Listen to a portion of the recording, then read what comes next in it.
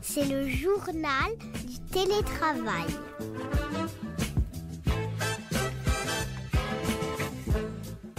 Bonjour, bienvenue dans le podcast Le journal du télétravail. Alors cette fois-ci, c'est un épisode un petit peu spécial puisqu'il est dédié à ma chronique. Je m'appelle Cécile Dejoux, je suis professeure des universités au CNAM et affiliée à l'ESCP Business School et je dirige un observatoire sur les transformations managériales et RH, le Learning Lab Human Change. Et je suis aussi autrice et conférencière. Alors je vais vous parler aujourd'hui de l'importance du respect en management et surtout des raisons pour lesquelles le respect est un excellent outil pour manager en termes de cohésion, de motivation et d'engagement des équipes.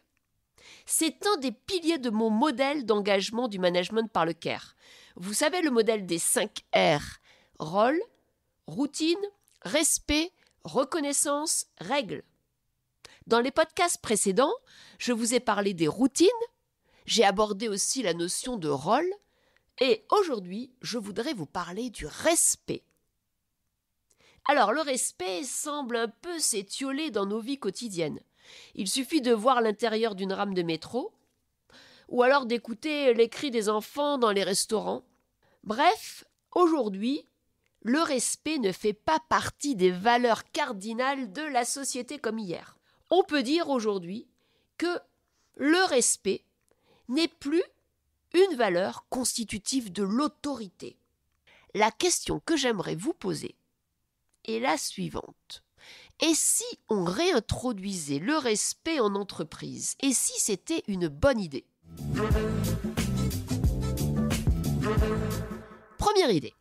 Première idée, c'est quoi le respect en entreprise? Alors, c'est une sorte de mixte entre la confiance, la coutume, les règles, l'éducation, le mimétisme. Le respect, c'est un construit unique. Le respect, c'est une notion complètement différente suivant les individus. C'est un peu une question de perception. Le respect, il est directement lié à ce qu'un individu, en particulier, attend et à la façon dont son chef lui fait se sentir. Et à la façon dont son chef le fait se sentir. Alors, la deuxième idée, c'est développer du respect en entreprise. À quoi ça sert? Premièrement, le respect, c'est un socle indispensable d'une culture qui prône la mixité, la diversité, l'inclusion.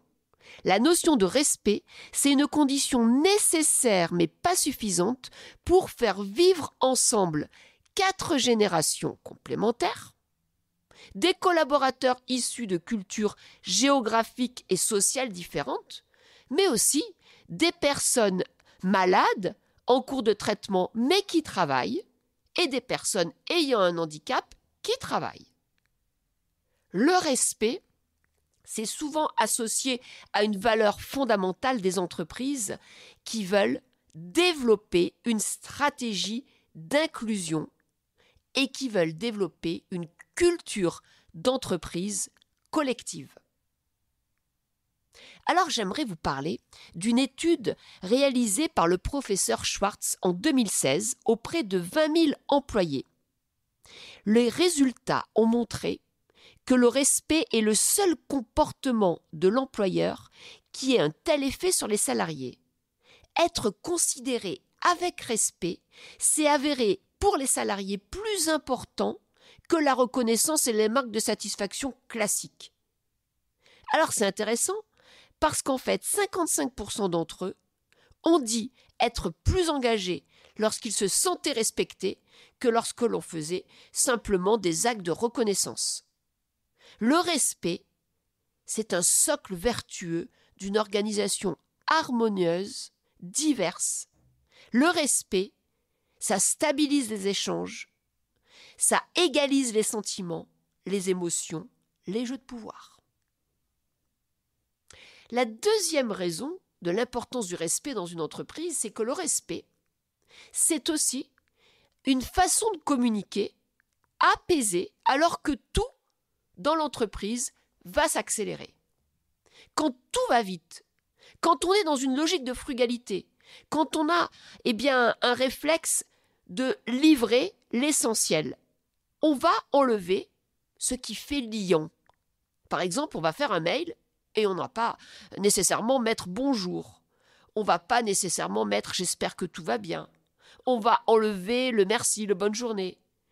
Alors que ce liant, c'est la base des relations humaines.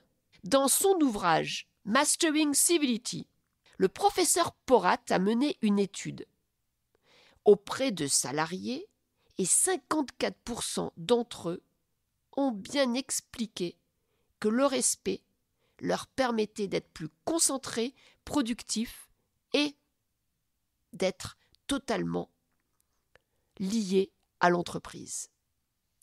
Ils ont même dit que le fait que leur manager soit aimable, ça leur donnait du plaisir et ça leur donnait envie de développer la communication et d'être aimable même. Donc mon conseil, c'est faites comme ce PDG de Campbell, Doug Conant. Au cours de son mandat, le PDG de Campbell Soup a décidé d'écrire 30 000 courriers personnalisés pour remercier ses 20 000 employés. Il a saisi toutes les opportunités pour établir un contact avec les personnes et pour les faire se sentir utiles. Résultat, en 2010, les salariés battaient des records de performance. Et c'est très intéressant parce qu'en fait, ça a continué dans les années qui ont suivi. Troisième idée, c'est que le respect ne s'applique pas qu'aux autres. Il y a aussi le respect de soi. Savoir s'auto-gratifier. Savoir se dire merci. Savoir être fier de soi. Savoir se respecter. C'est aussi très important parce que ça vous permet d'être dans un état d'esprit positif. Et donc, vous respecterez mieux les autres. Alors, pour être respecté, pour développer du respect, prenons quelques exemples. Ça peut passer par être à l'écoute, par tenir ses promesses, être ponctuel, respecter les horaires, accepter différentes opinions, accepter différentes orientations sexuelles ou convictions religieuses, ne pas dire du mal des autres, avoir un esprit ouvert.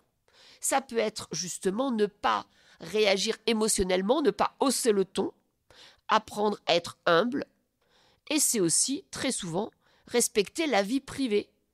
Respecter, par exemple, les horaires de réunion et ne pas les mettre à 18h30 alors qu'on commence très souvent sa vie personnelle. Donc, pour traiter les gens avec respect, mon conseil à vous, managers et RH, c'est déjà commencer par partager vos défauts. Pensez à votre posture. Considérez les opinions des autres. Si vous n'êtes pas d'accord avec quelqu'un, dites-le factuellement, expliquez pourquoi. Et puis, faites une pause avant d'envoyer un mail. Réfléchissez si la façon dont vous l'avez formulé est suffisamment respectueuse. Et puis, quand un problème ne peut pas être résolu, prenez vos distances. Bref, gratifiez vos collaborateurs avec des marques d'estime qui sont les mêmes que celles que vous auriez pour des personnes très importantes. Je vais vous donner un exemple, c'est l'entreprise Devoteam. C'est l'un des leaders français de la transformation digitale. Et dans cette entreprise, dans ses valeurs, l'un des piliers, c'est le respect. Et ils écrivent dans leur charte « Nos collaborateurs parlent ouvertement et doivent partager un respect mutuel. » Ça, c'est une valeur essentielle. Alors, dernière idée de cette chronique, comment mettre en place une culture du respect ? D'abord, le respect doit être une valeur dans l'entreprise. L'instaurer en termes de valeur, ça veut dire en fait que c'est une règle commune du vivre ensemble. Et ce n'est pas parce qu'on respecte sa hiérarchie qu'on doit être d'accord avec elle. Avec le respect, on peut tout dire. C'est pour ça que c'est magique. Mon conseil, réfléchissez à une situation qui a été conflictuelle, analysez-la, et puis essayez de faire le film à l'envers. Est-ce que si vous aviez dit différemment les choses, la crise aurait été moins violente ? seul vous avez la réponse. Deuxième idée, c'est que le respect doit être un outil de management. En se respectant, c'est du self-care. En respectant l'autre, c'est du team care. Eh bien, on met de la distance dans ses émotions. On prend du recul, on rationalise. Ce n'est plus notre cerveau reptilien qui va aboyer, qui va nous protéger. C'est notre mental qui prend le temps de construire une réponse adaptée au contexte. Ainsi, en s'éduquant à la valeur respect, on se protège et on protège les autres. Donc mon conseil, faites un workshop avec vos collaborateurs sur le thème du respect. Et essayez de réfléchir ensemble à la façon dont vous vous parlez, à la façon dont vous vous écrivez, à la façon dont vous diffusez l'information. Et si vous lanciez une campagne vidéo avec vos collaborateurs sur les marques de respect qui leur font plaisir. Troisième idée, c'est que le respect passe par la communication, mais aussi par le physique, le comportement, même si c'est en caméra lors du télétravail. Il faut bien avoir à l'esprit que le respect, ce n'est pas simplement des mots, c'est aussi des actes, des comportements, comme couper la parole, c'est irrespectueux. Se mettre toujours en avant, c'est irrespectueux. Planifier une réunion à 18h45, c'est irrespectueux. Alors mon conseil, il est simple. Analysez les décisions que vous avez prises, là, par exemple la semaine passée, et posez-vous la question de celles que vous pourriez prendre différemment en étant encore plus respectueux. Demandez à vos collaborateurs comment ils pourraient communiquer verbalement, physiquement, à distance, en étant encore plus respectueux. Et vous verrez qu'en fait, eh bien, tout le monde a des idées. Moi, ce que j'aimerais partager avec vous, c'est que le respect, c'est un magnifique outil de management. Que c'est quelque chose qui est extrêmement puissant, qu'il faut commencer par soi, ensuite les autres, et ensuite, bien sûr, son entreprise, ses clients, les parties prenantes et la planète. Mais ça, c'est un autre sujet. Alors, pour conclure sur le respect, j'aimerais vous proposer une citation du Dalai Lama. Le Dalai Lama dit que c'est important de se respecter, de respecter les autres et surtout de prendre ses responsabilités. Voilà, c'est la fin de ma chronique. C'était Cécile Dejoux pour le magazine Management. Alors si vous voulez donner un petit coup de pouce à ma chronique, vous pouvez bien sûr vous abonner au podcast. Il est sur toutes les plateformes de diffusion, comme Apple Podcast, Spotify, Deezer. Et vous pouvez aussi mettre autant d'étoiles que vous voulez. À bientôt et d'ici là, bon télétravail.